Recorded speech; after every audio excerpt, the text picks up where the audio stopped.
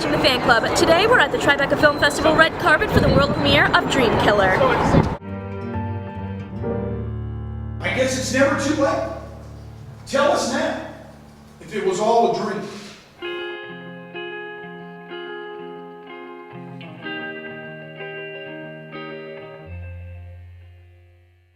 What was it about Ryan's story that made you want to direct a documentary on it? I wanted to really make a movie about Ryan's story because he is, first off, just the story alone was so interesting, and the idea that he was put behind bars for this dream that somebody else had had, and I was just interested in the case itself. And then as I got to know Ryan and realized that he was innocent, I thought that you really have no choice at that point. You have to make a movie about this guy, and we thought that maybe the movie would be made, come out, and help him get released. And in fact, he already he got released while we were filming, and so it became kind of a different story than we had first thought. But ultimately, it's about just the justice system and how broken it is.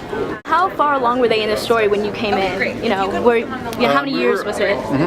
We started filming a little over, I think, 7 years into his sentence, and we really didn't think that he would be getting released, and we were just getting to know him, and I would speak with him on the phone a few times a week, and then, we're the same age, and we have similar interests, similar background, and so there was a very organic friendship that sort of started to come to life, which I think in turn also made the movie even stronger, at least I'd like to hope so. And then we also had a great team, our editor Sam Lee and our cinematographer Mike Edmond, and it was just like a great team that came together to make the film work.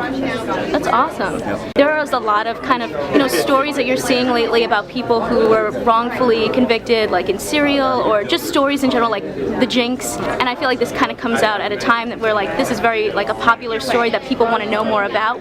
Why do you think that is?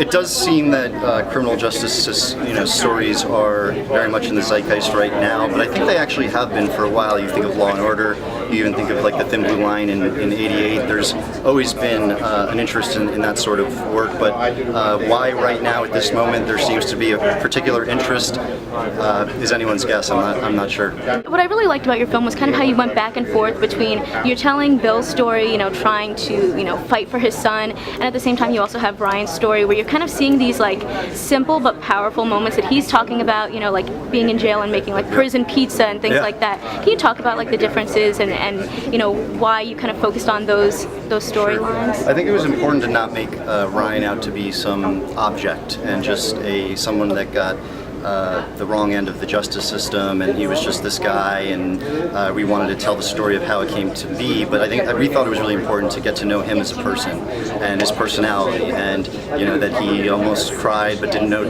how to cry when he was watching The Notebook or him making prison pizza, and we thought those were all critical elements in terms of understanding the injustice that happened, and we had to get to know him first in order to really feel that pain and that struggle that was happening.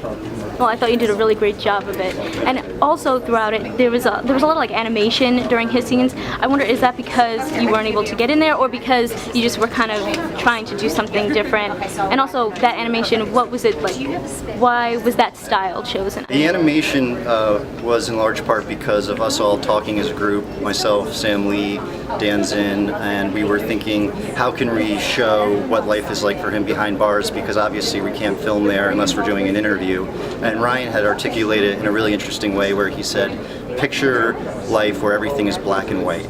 And that was kind of a very interesting way to look at it, and so we thought, okay, if we were to use animation, why not use black and white animation, and that can maybe bring us into his world just a little bit, and try and give you that feel of what it's like for him. And I think the animator Jake Nelson did a pretty good job of bringing that to life, because it is a very odd existence to be in this sort of world, and where people aren't really checking in on you or don't care unless there's maybe a big story that pops up about you on a particular day in a given year. Ryan was there for 9.5 years, so there's a lot of stories he has. Wow.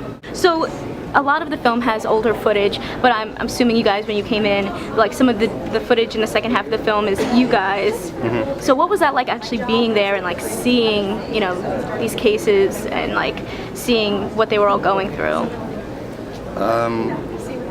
Seeing what they were going through was petrifying and demoralizing, but what was also interesting with that said is just the mentality that all the Fergusons have, Bill, Leslie, and Ryan, which was, not to be cliche, but unbelievably inspiring. I mean, this is a family that never had any sense of self-pity, incredible humility, and just seeking justice. And then the day really that they got out was the day that they started working on other cases and other wrongful convictions. And so they're a family that I deeply admire, and I think the word is oftentimes overused, but they really are special.